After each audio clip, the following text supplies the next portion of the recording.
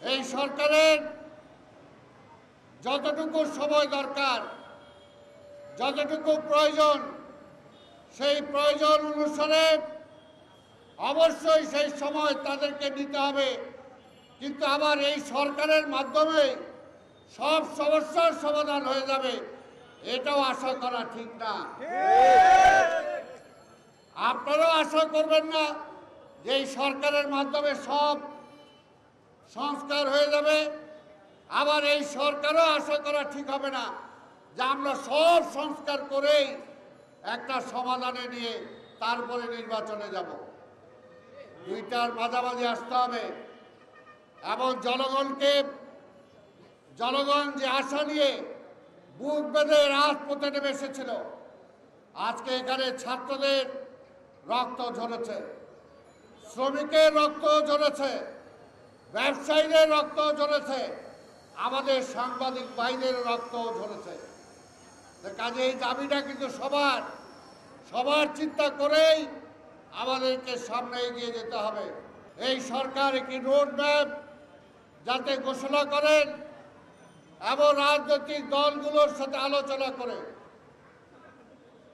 কোন সংস্কারটা আগে হবে, কোন সংস্কারটা পরে হবে, সেই ব্যবস্থাটা আমাদেরকে করতে হবে।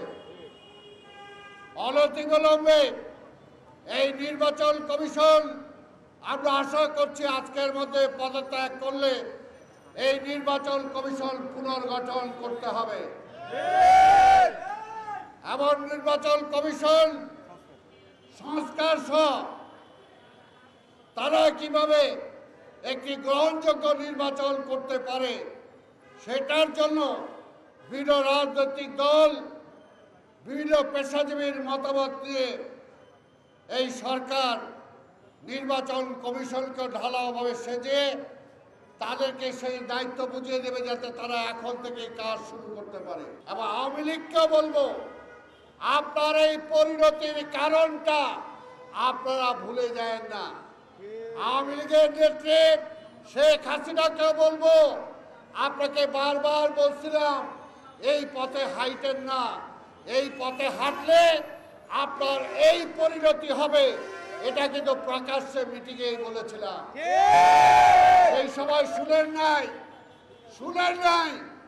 এই সমস্ত পুলিশ কর্মকর্তারা আজকে যারা গ্রেপ্তার হচ্ছেন, আপনাদেরকেও বলেছিলাম শেখ হাসিনা কিন্তু পালায়ে যাবে, আপনাদেরকে সেই হেলিকপ্টারে নিবে না, এবং যখন মামলা হবে সেই মামলাও কিন্তু আপনারাই ফাঁসবেন। কাজেই এখনো সময় আছে। প্রশাসন সহ বিভিন্ন জায়গায় যারা আছেন, আপনারা কোনো ষড়যন্ত্রের শিকার হবেন না। আপনারা মানুষের জন্য কাজ করবেন, জনগণের জন্য কাজ করবেন, দেশের জন্য কাজ করবেন, তাহলেই দেশবাসী আপনার পক্ষে থাকবে।